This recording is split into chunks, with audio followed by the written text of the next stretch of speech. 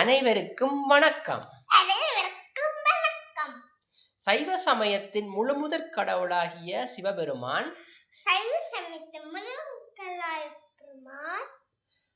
தனது சடாமுடியில் பிறை சந்திரனை சூடிக்கொண்டமையால் சந்திரசேகரர் ஆனார். ஒரு நாள் பிள்ளையார் நடனமாடினார். நடனமாடும் பொழுது அவரது தொப்பை வயிறு குலுங்கியது. சந்திரன் அதனை பார்த்தான். அவனுக்கு அடக்க முடியாத சிரிப்பு வந்தது.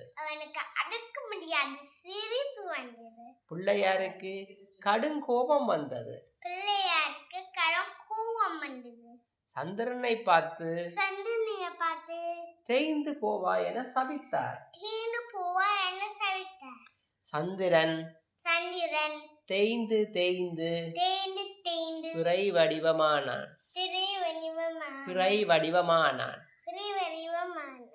சந்திரன் பயந்தான். தன் தவறை உணர்ந்தான். சிவபெருமானிடம் ஓடினான்.